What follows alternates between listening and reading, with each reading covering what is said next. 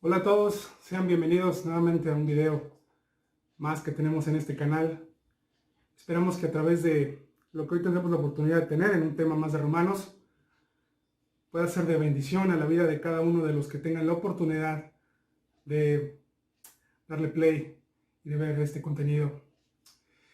El día de hoy, vamos a continuar con el capítulo 12 del libro de Romanos.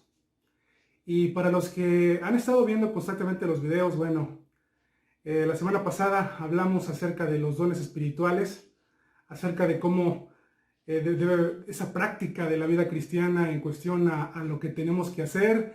Veíamos en el 12.1, 2 que tenemos que ser renovados de nuestro entendimiento, de que no debemos conformarnos a las cosas que hoy existen. Y de ahí derivábamos las diferentes cosas que un creyente realiza a través de los dones que el Espíritu Santo da y da a cada uno de nosotros como iglesia. Bueno, el día de hoy el tema que vamos a tener es, seguimos en esa práctica de la vida cristiana, pero ahora en cuestión a lo que tiene que ver con la vida en Cristo. Hablábamos la semana pasada en cuestión al servicio, y hoy vamos a hablar en general cómo debe ser nuestro conducir dentro de la iglesia y también un poco hacia afuera, en cuestión a lo que debemos empezar a hacer. Y pongan mucha atención, hermanos, y esperemos que lo que podamos hoy tener la oportunidad de escuchar y de ver pueda de alguna forma ayudarnos a tener una mejor idea y un mejor discernimiento y de hacer esos cambios que necesitamos para nuestra vida cotidiana. Y bueno, vamos a iniciar con el primer versículo de este día. Vamos a Romanos 12, nos quedamos ahora, vamos a iniciar en el versículo 9, donde ahora vamos, y dice así Romanos 12:9: el amor sea sin fingimiento, aborreced lo malo, seguid lo bueno. Eso es lo que dice Romanos 12:9, el amor. Empezamos con esta palabra que todo el mundo conocemos, pero que a veces no logramos entender el significado y que relacionamos ciertamente con sentimientos y que nada tiene que ver con los sentimientos. En otro momento quizá podemos profundizar más allá en lo que tiene que ver con el amor. El amor, ¿qué significado tiene para el creyente el amor? ¿Cómo podemos entender y aprender a sentir esto, o a tener esto, más que otra cosa, a tener esto hacia los demás y hacia la congregación? El amor que aquí menciona en Romanos 12:9 tiene que ver con una definición griega de amor ágape. El amor ágape es ese amor que tiene que ver con lo que Dios ha demostrado, en la forma en la cual Dios ha demostrado su amor hacia con el hombre. Es un amor que no es egoísta, que no espera algo a cambio, donde la persona que ama se da a sí mismo por voluntad propia. Este amor se centra en las necesidades de la otra persona y en desear el bienestar para aquella persona que se dice la persona amada, y está dispuesta a pagar cualquier precio personal que sea necesario pagar para satisfacer aquella necesidad y garantizar su bienestar. Tiene que ver con el amor que Dios ha demostrado hacia el hombre, y el cual tú y yo hoy hemos aprendido y hemos recibido y hoy conocemos, porque lo hemos conocido a través de lo que Dios ha hecho por nosotros y en nuestras vidas. Vamos a ir a un pasaje en 1 de Juan 4:16. Y encontramos aquí en este pasaje lo siguiente: y nosotros hemos conocido y creído el amor que Dios tiene para con nosotros. Dios es amor, y el que permanece en amor, permanece en Dios y Dios en él. Este amor del cual habla Romanos 12:9, habla de ese amor que tiene que ver con lo que Dios ha hecho con nosotros, y que hoy tú y yo estamos de alguna forma comprometidos, o de cierta forma también somos exhortados a aprender a dar. Ese amor, hermanos, que como dice 1 de Juan 4:16, es un amor que no conocíamos, pero que una vez que llegamos a Cristo, ahora sí llegamos a conocer. Y como lo hemos conocido ahora en el Señor, podemos ahora empezar a practicarlo hacia con los demás. Es un amor que no conocíamos, que solamente podemos conocer a través de él. Y creído el amor que Dios tiene para con nosotros, Dios es amor, ciertamente así lo es, Y el que permanece en amor permanece en Dios y Dios en él. Necesitamos practicar el amor. Y es un amor, y vuelvo a aclarar, es un amor que tiene que ver con algo bíblico. Es un amor que sobrepasa lo que el mundo está acostumbrado a ver como amor.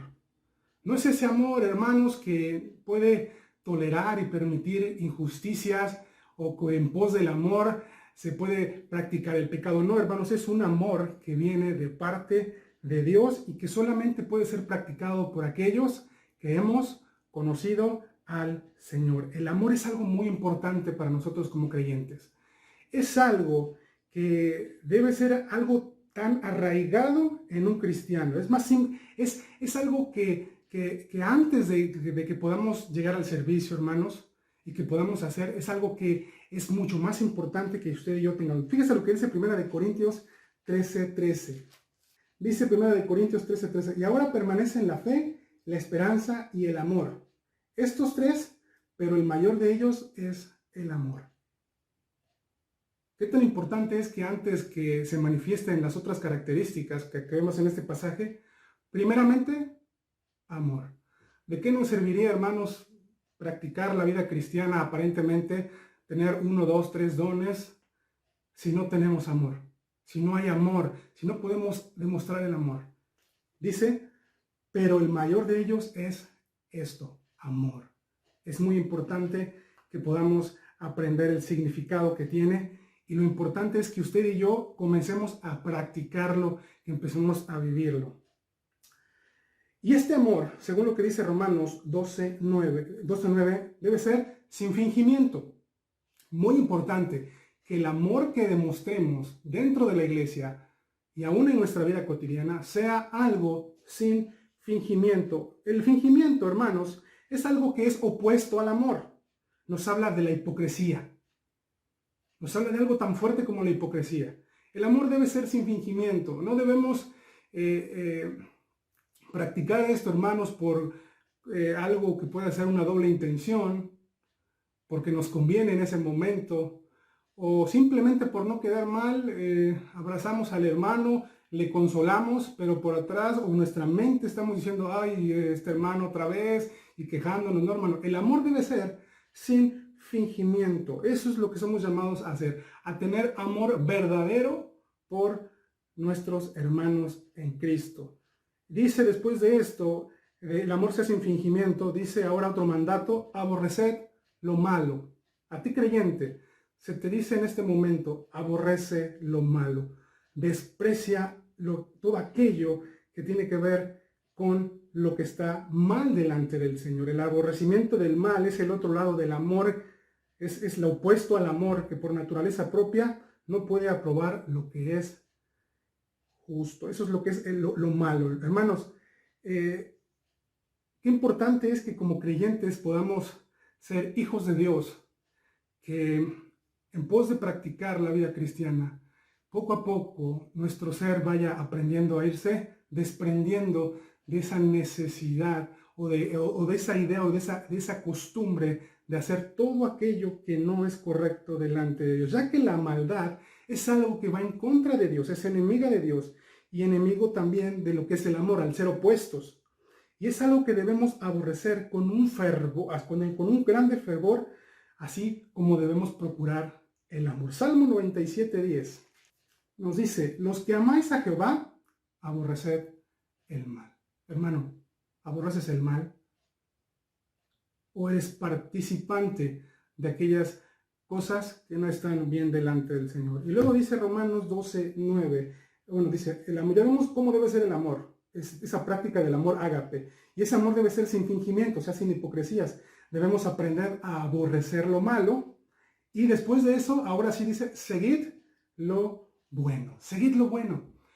En estos tiempos tan distintos y tan controvertidos, en la que el mundo empieza a practicar cosas o empieza a ver lícito como algo correcto, muchas cosas que en la Biblia son incorrectas, qué difícil es para la persona, el nuevo creyente, aprender a identificar lo que es incorrecto delante de Dios o aparentemente Y pudiéramos hacernos la pregunta, bueno, seguid lo bueno, ¿qué es lo bueno? La respuesta se encuentra en Filipenses 4:8. Filipenses 4:8, vea lo que dice aquí. Si usted tiene dudas, y si es un nuevo creyente, ¿qué es lo bueno? Vea y lea Filipenses 4:8. Por lo demás, hermanos, todo lo que es verdadero, todo lo honesto, todo lo justo, todo lo puro, todo lo amable, todo lo que es de buen nombre, si hay virtud alguna, si hay algo digno de alabanza, en esto pensad o esto practicar, hermanos.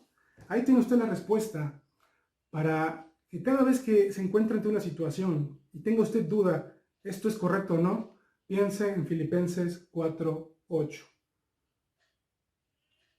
Si usted tiene esa duda, piense en Filipenses 4:8, apréndaselo de memoria, grábeselo en su mente y de esta forma usted podrá salir adelante. Versículo 10 de Romanos 12 nos dice: amaos los unos a los otros con amor fraternal. En cuanto a honra, prefiriéndoos los unos a los otros. Dice este pasaje aquí en Romanos que nos debemos amar los unos a los otros con amor fraternal. ¿Y qué es el amor fraternal? ¿Cuál es ese amor que usted y yo debemos aprender a practicar dentro de la congregación? El amor fraternal viene de una palabra griega que es la palabra Filadelfia. Esta palabra Filadelfia se compone de dos palabras, que es fileo y adelfos, y según lo que tengo yo aquí, lo que hemos buscado, es que la palabra fileo significa tener un afecto tierno, y la palabra adelfos significa hermano. Entonces, si juntamos estos dos significados, deberíamos tener como consiguiente lo que vamos a decir a continuación. Tener un afecto tierno por nuestros hermanos. Eso es lo que nosotros debemos practicar dentro de la congregación. Amados los unos a los otros con amor fraternal. ¿Cómo debe ser ese trato entre nosotros? ¿Cómo nos debemos amar los unos a los otros? Con amor fraternal, o sea, con un amor y afecto tierno, un trato tierno dentro de la congregación, como hermanos que somos en Cristo. Amaos con amor fraternal. ¿Será importante que podamos usted y yo practicar el amor fraternal? Es muy importante. Vea qué tan importante es que usted y yo dentro de la congregación podamos ser partícipes de que dentro de la iglesia podamos tener un ambiente de fraternidad, de hermandad. Juan 13:35. Evangelio de Juan 13:35 nos dice: en esto conocerán todos que sois mis discípulos, si tuviereis amor los unos con los otros. El mundo, las personas que están afuera de la iglesia, que no conocen a Cristo, ¿cómo identificarán que usted y yo somos verdaderos hijos de Dios? ¿Cómo desearán ellos llegar a Cristo? Yo quiero ser parte de una iglesia donde se practique el amor. Yo quiero ser parte de una iglesia donde exista ese sentir dentro de hermanos. Es tan difícil encontrar esto en estos días. Pero dice el Evangelio de Juan: en esto conocerán todos que sois mis discípulos. En esto se conocerá que la iglesia verdaderamente sigue a Cristo. ¿En qué? En que los que constituyen esa iglesia han entendido lo que dice Romanos 12:10, que practican el amor unos con otros dentro de la iglesia. Si tuvierais amor los unos con los otros, eso hará que los demás sepan que ustedes son mis seguidores, que ustedes son mis discípulos. Eso es algo muy importante. ¿Es importante que lo practiquemos? Sí. Sí. Según lo que dice Juan, es la forma, no solamente es la forma con la cual el mundo, la gente de allá afuera, sabrá, ellos siguen fielmente al Señor, porque practican el amor fraternal los unos con los otros. Amaos con amor fraternal. Dice este pasaje: amaos los unos a los otros con amor fraternal. En cuanto a honra, ahora viene esta palabra que de repente cuando yo lo leía, bueno, ¿esto qué significa? Bueno, en cuanto a honra, consiste en que dentro de la iglesia, hermanos, podamos sentir, aparte del amor fraternal, aprecio y admiración genuinos los unos con los otros dentro de la familia de Dios. Y ahí podemos englobar lo que tiene que ver con los ministerios, con los dones. Hay hermanos en Cristo que llevan tiempo desarrollando algunos dones, como la enseñanza, como la predicación, como la exhortación, como el evangelismo, el servicio al Señor que tiene que ver con los diáconos, y podemos nombrar otras cosas, y usted recordará lo que vimos la semana pasada. Bueno, hermanos, es importante que como congregantes podamos honrar a todos aquellos hermanos de los cuales vemos que están trabajando constantemente con el Señor. Debemos mostrar ese aprecio y esa admiración genuinos los unos por los otros, prefiriéndoos los unos a los otros. ¿Dónde debe estar nuestra admiración? ¿Dónde debe estar ese sentimiento de decir yo quiero ser como Él? Dentro de la iglesia. Qué increíble es que a veces admiremos más a otro tipo de perfiles que están fuera de la iglesia porque son famosos, porque hacen cosas que no agradan al Señor. Bueno, lo importante aquí es que usted y yo aprendamos a sentir, a querer honrar, a sentir esa preferencia de admiración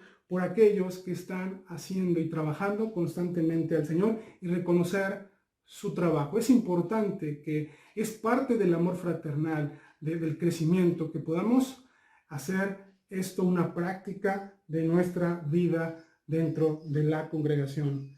Debemos estar prestos para mostrar respeto, para reconocer los logros que los hermanos consiguen. Hermano, tu ministerio ha cumplido un año más, hermano, felicidades. Qué bueno, hermano, gloria a Dios, sigue adelante. Sigue adelante. Es importante para esta iglesia que tú sigas así, hermanos. Es importante que podamos reconocer los unos a los otros. Y hacer esto, hermanos, una práctica constante dentro de la congregación. Versículo 11 de Romanos 12 dice: en lo que requiere diligencia, no perezosos, fervientes en espíritu, sirviendo al Señor. Para todos aquellos que tienen la oportunidad ya de estar desarrollando un don, presten mucha atención si es que ya estás trabajando en algún ministerio, o también si tienes pensado iniciar un trabajo dentro de la congregación. Ve lo que dice el Señor a través de Pablo en esta parte de la Escritura. En lo que requiere diligencia. ¿A qué se refiere esto? Se refiere a lo que los creyentes hacen en su vida espiritual. En el servicio al Señor. En tu servicio que realizas dentro de la congregación. ¿Estás siendo responsable, diligente, atento, esforzado? Hermanos, a veces nos preparamos demasiado allá afuera para poder ser abogados, doctores, y está bien, tenemos que realizar correctamente esas funciones que hacemos fuera de la iglesia, porque de ahí obtenemos un beneficio económico y todo lo demás, ¿no? Tenemos que ser personas que puedan ser correctas también en ese sentido. Pero cuando hablamos de las cosas del Señor, las cosas como que a veces cambian. Afuera somos muy responsables, somos muy cumplidos, pero cuando hablamos de las cosas del Señor, cuando hablamos de predicar, cuando hablamos de dar una clase, cuando hablamos de salir a predicar, de salir a evangelizar, ¿cuántos verdaderamente lo hacen con responsabilidad y diligencia?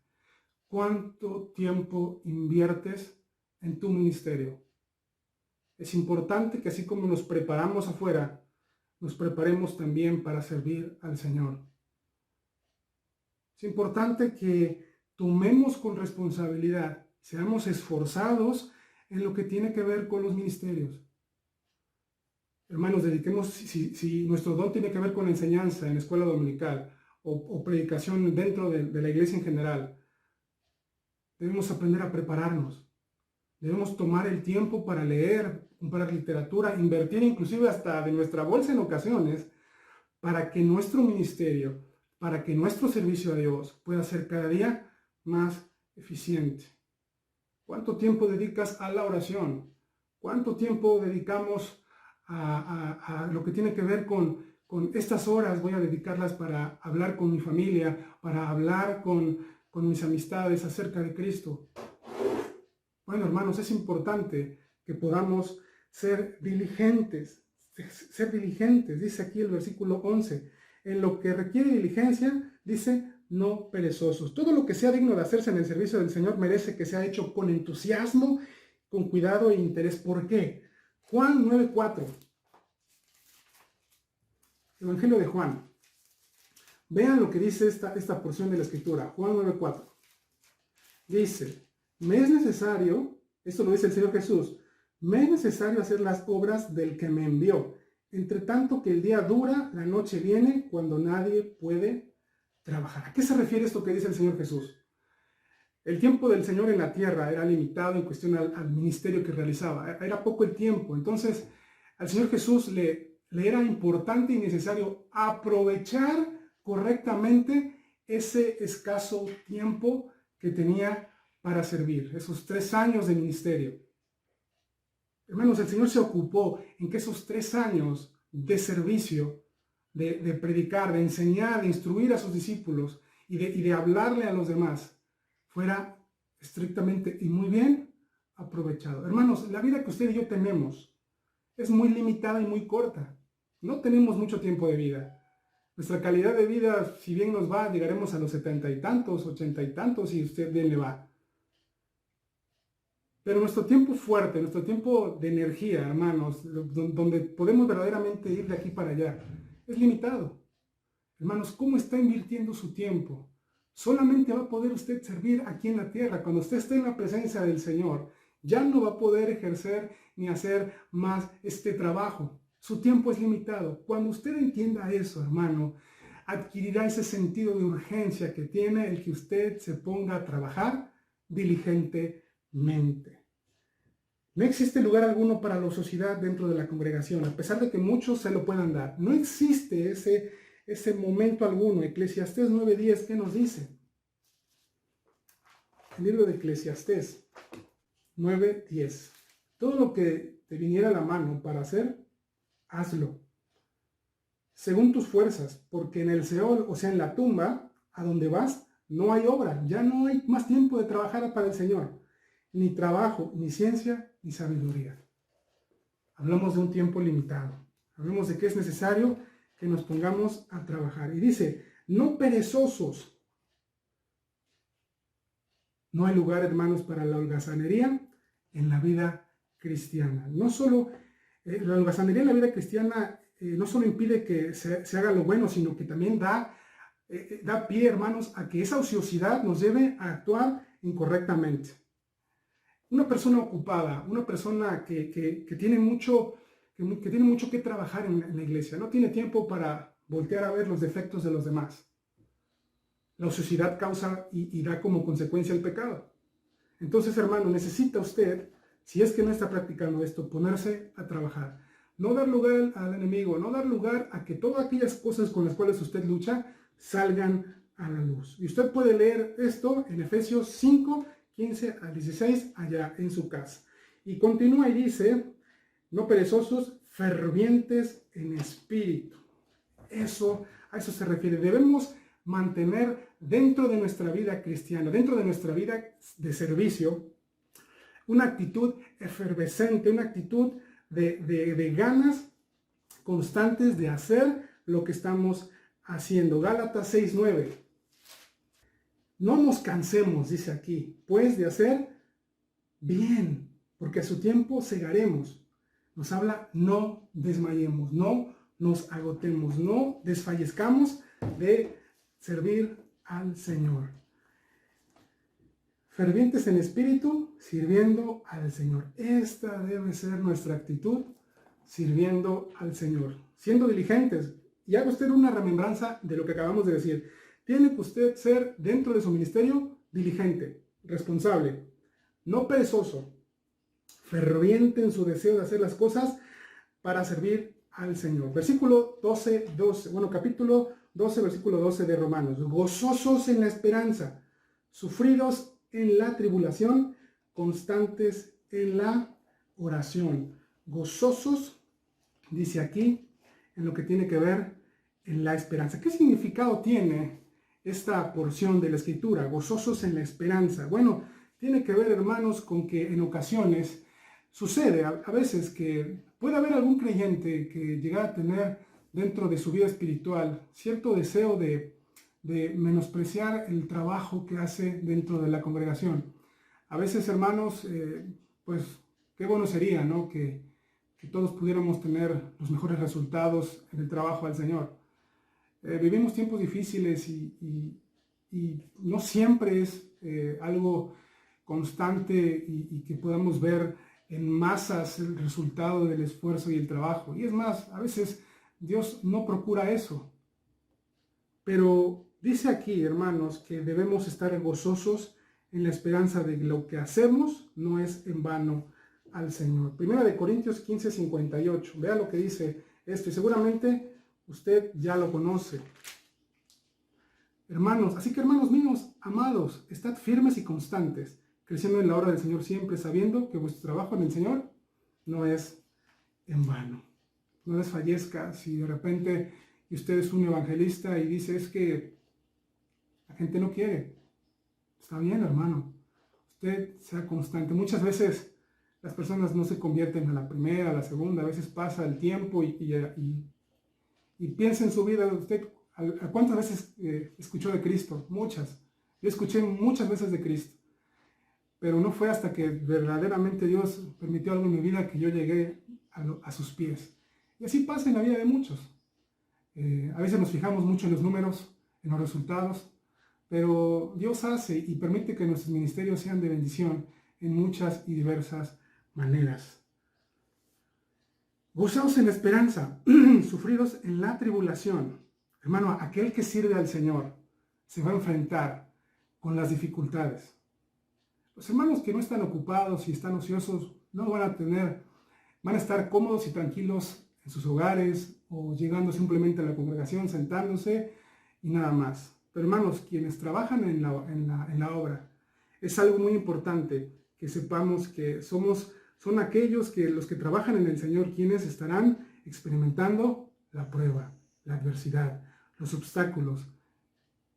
Esos hermanos serán aquellos que experimenten eso. Y estos hermanos tenemos que aprender a gozarnos en la esperanza, a esperar aflicción en la tribulación. Y en eso, hermanos, mostrar madurez, ser constantes en la oración. En el momento en el cual vienen las pruebas, en el momento en el cual vienen las dificultades, usted y yo debemos dar a luz como consiguiente una vida constante en la oración, una intimidad cada día más ferviente con el Señor. Eso nos habla de un creyente maduro en el Señor. Constantes en la oración. Versículo 13 del capítulo 12. Compartiendo para las necesidades de los santos, practicando la hospitalidad. ¿Qué quiere decir este pasaje? Debemos aprender a tener vínculos con los hermanos en la iglesia. Debemos mostrar aprecio, debemos aprender a tener amor por los demás. Esto nos debe llevar a relacionarnos con la congregación, a preocuparnos en decirle, hermano, ¿cómo estás? ¿Cómo está tu semana? ¿Cómo está tu día a día? De eso se trata, de tener vínculos los unos con los otros. Compartiendo, de esta forma podremos compartir para las necesidades de los santos. ¿Cómo podrá usted saber que el hermano tiene necesidad? A través del vínculo que usted tiene con cada uno de ellos. Y de esa forma usted podrá saber y estar pendiente de las necesidades que tienen aquellos que se congregan en el mismo lugar que usted. Dice después, practicando la hospitalidad. Un creyente no solamente debe recibir esa información, sino que debe estar presto para buscar maneras en las cuales poder ser de bendición a los demás. Y aquí hablamos de la hospitalidad, seguramente de abrir las puertas de nuestro hogar para decir, hermano, adelante. Hermano, estás pasando por una dificultad, adelante. Mi casa es tu casa. O viene algún hermano de fuera o algo, hermano. Y aún también, hermanos, aunque en estos tiempos cada día es más complicado, pero en la medida de lo posible, hermanos, también con aquellos que no conocen del Señor. Debemos aprender a ser hospitalarios, a recibir en nuestro hogar a aquellos que están pasando necesidad. Versículo 14. Bendecid a los que os persiguen. Bendecid y no maldigáis. Hermano, entramos a una parte en la Escritura donde nos lleva la práctica de la vida cristiana a algo que cuesta mucho trabajo hacer, pero que es importante que podamos hacerlo ya en nuestra vida creyente. Bendecid a los que os persiguen. Y fíjese a qué tiene que ver esta parte de las Escrituras, y hace énfasis a que los hermanos, en aquel tiempo, en el tiempo del libro de los Hechos, en el tiempo de la iglesia primitiva, la iglesia era perseguida. Y cuando hablamos de la persecución de la iglesia, hablamos de que cuando la iglesia fue perseguida, hermanos, era para asesinar a los creyentes, para enviarlos a prisión, para que fueran torturados, para que fueran castigados. Y el mandato de Pablo en esos momentos difíciles, donde había persecución fuerte, es decir, a pesar de lo que tus sentimientos puedan aflorar, de maldecir, de decir ciertas cosas, alto, bendecid a los que os persiguen. Qué fuerte, hermanos, era para los creyentes de ese tiempo practicar esto. Bendecid a los que os persiguen. Esto lo podemos trasladar a nuestros días, quizá ya no de manera literal. Afortunadamente, de este lado del mundo, de donde nosotros vivimos, no estamos experimentando esto como persecución. Pero, ¿qué es lo que sí experimentamos? ¿Qué es lo que sí existe dentro de nuestras vidas? Bueno, hay gente con la cual tenemos una mala relación. Y la respuesta que tú debes dar hacia esas personas no es de maldecirles, no es de desearles el mal, sino aprender a tener amor por ellos, y en lugar de expresar con nuestra boca palabras antisonantes o palabras que puedan de alguna forma ser de pecado en nuestras vidas, hermanos, bendecir y desearles el bien. Bendecir, dice este versículo, y no maldigáis. Es lo que usted y yo tenemos que hacer en nuestra vida diaria. Versículo 15, gozaos con los que se gozan, llorad con los que lloran. Aparentemente este mandato, gozaos con los que se gozan, es fácil, pero no. ¿A qué viene esto, hermanos? Aún dentro de la iglesia y fuera de la iglesia, usted tiene que aprender a gozarse en todo momento con aquellos que están teniendo algún logro personal. Aún a pesar de que el ascenso o el reconocimiento de aquella persona o de aquel hermano en Cristo pueda ser algo que no le haga sentir bien a usted. Desgraciadamente, aún entre las iglesias de creyentes se da esto. Pero es que, ¿por qué a él sí le dan la oportunidad de esto? ¿Por qué es que a él? Y empezamos a generar dentro de nuestra vida ese sentimiento de odio, de rencor, de resentimiento, porque otro hermano crece en el Señor. No, para nada. Si el hermano ha logrado 1, 2, 3 años sirviendo al Señor en un ministerio, hermanos, dice la Escritura, gozaos con los que se gozan. Aprender a sentir amor y gozo, alegría también, por aquellos que están siendo beneficiados, por aquellos que están yéndose para arriba.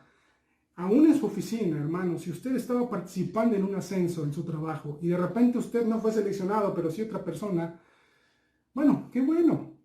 Gozaos con los que se gozan. Ahí ya no es tan fácil. Pero la Escritura nos dice que debemos aprender a sentir gozo por aquellos que celebran o aquellos que están recibiendo algo importante en sus vidas. Gozaos con los que se gozan.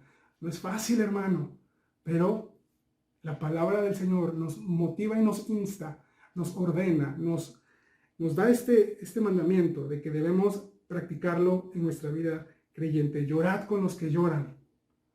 Nos habla de la empatía, de aquellos que están pasando por la pérdida de algún familiar o de alguna otra situación que venga a sus vidas y que les produzca este sentimiento de tristeza, de dolor.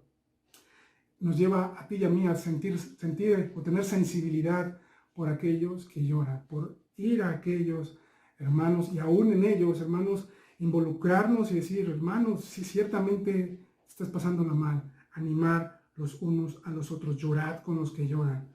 Versículo 16 dice ahora también, unánimes entre vosotros, no altivos, sino asociándoos con los humildes, no seáis sabios en vuestra propia opinión. Llegamos a esta parte en la Escritura que dice que debemos ser unánimes entre vosotros. ¿A qué se refiere esta palabra?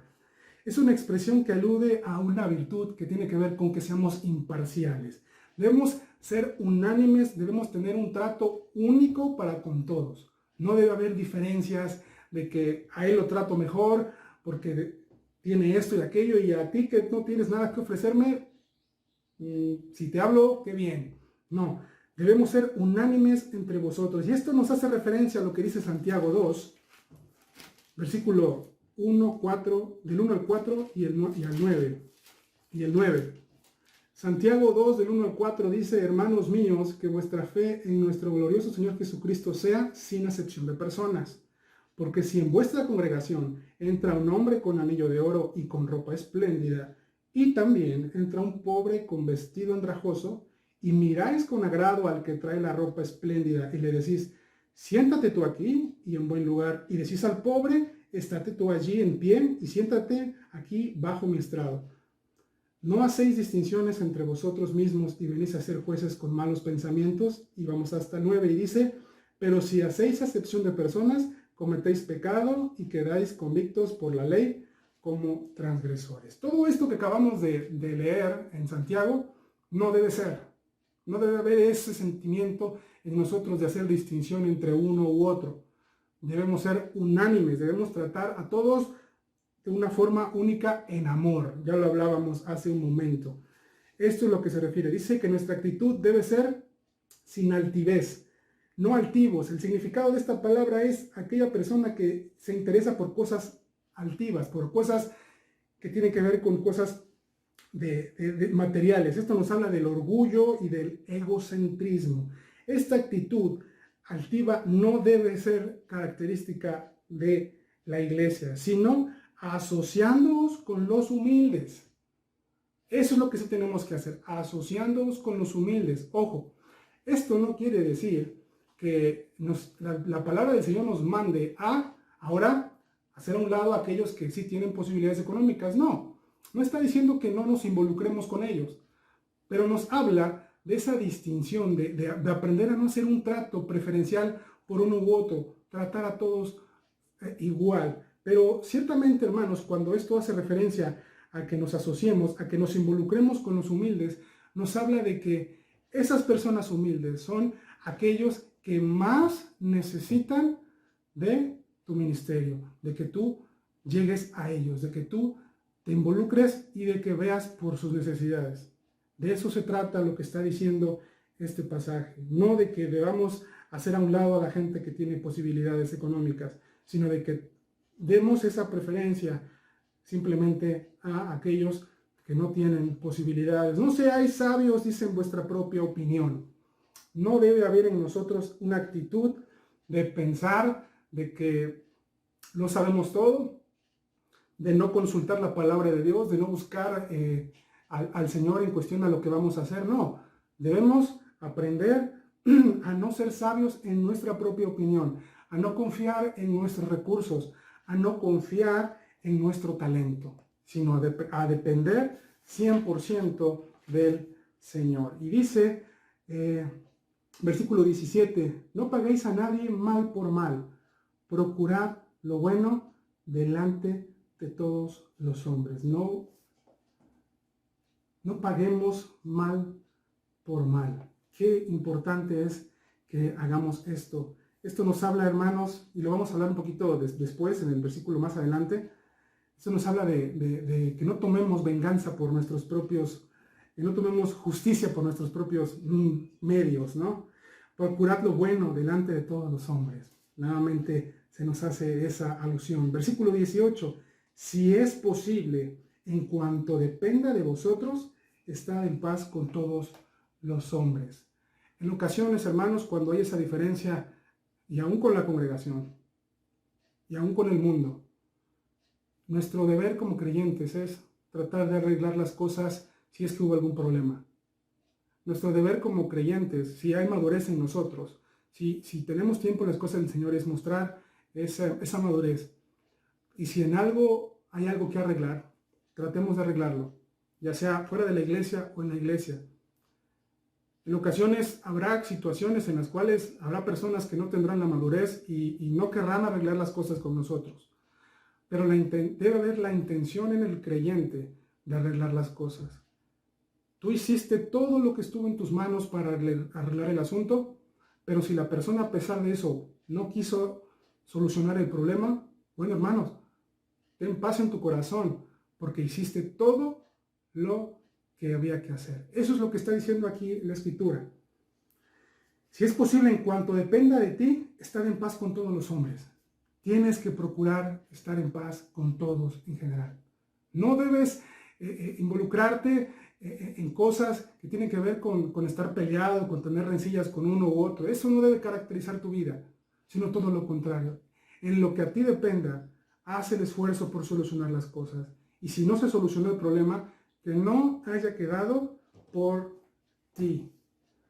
Luego dice, ahora sí el 19, no os venguéis vosotros mismos, amados míos, sino dejad lugar a la ira de Dios, porque escrito está, mía es la venganza, yo pagaré, dice el Señor. No os venguéis vosotros mismos. Hermano, a veces hay cosas duras y difíciles que las personas hacen o nos llegan a hacer, hermanos, a ofender o a tocar algo muy importante y muy valioso, y de repente surge en nosotros esa parte de nuestra carne que quiere revancha, que quiere vengarse.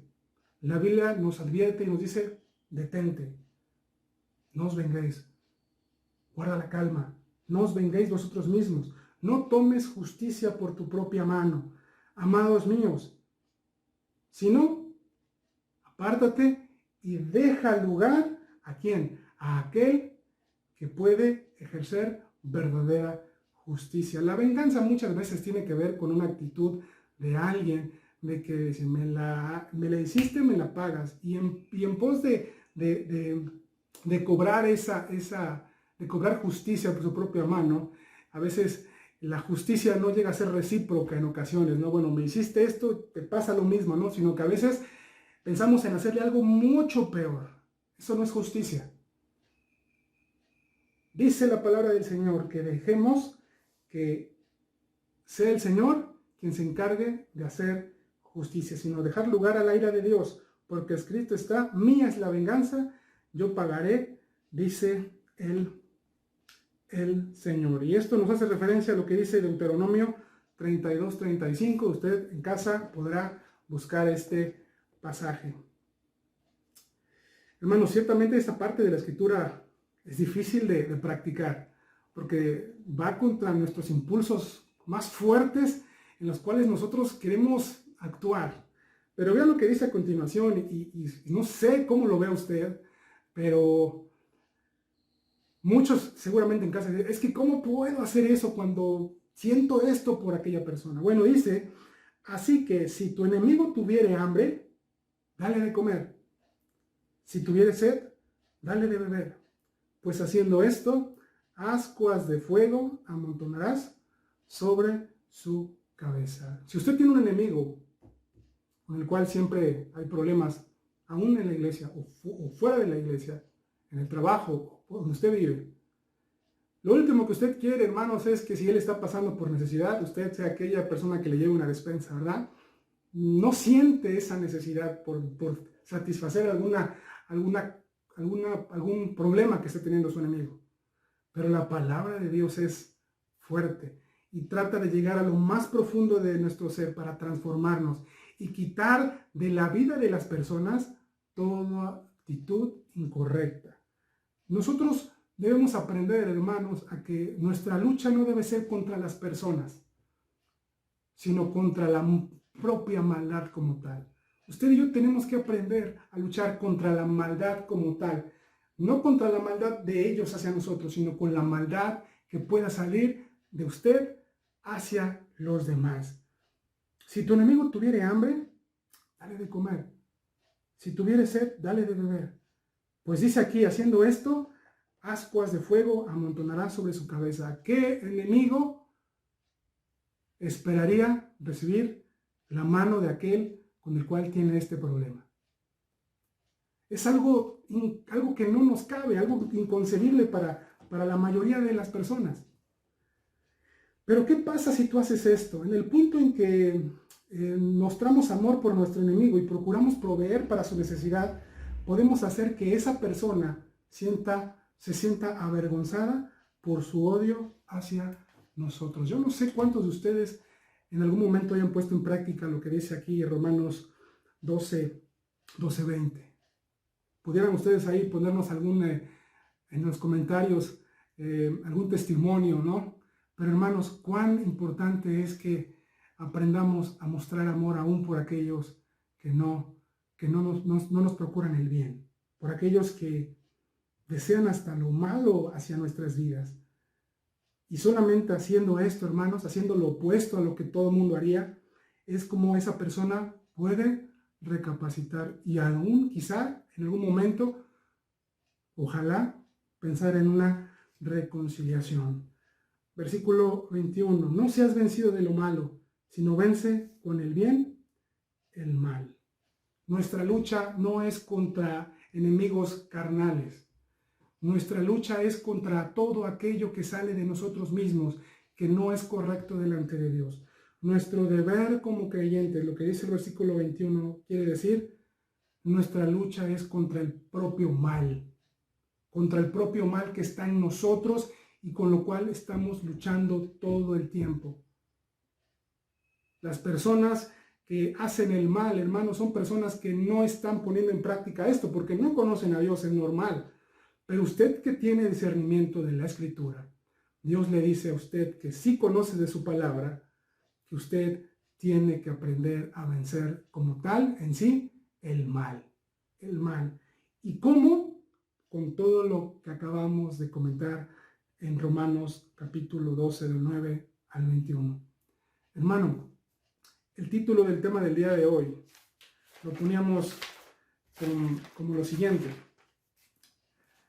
Vida en Cristo. Hermanos, la vida en Cristo no es fácil.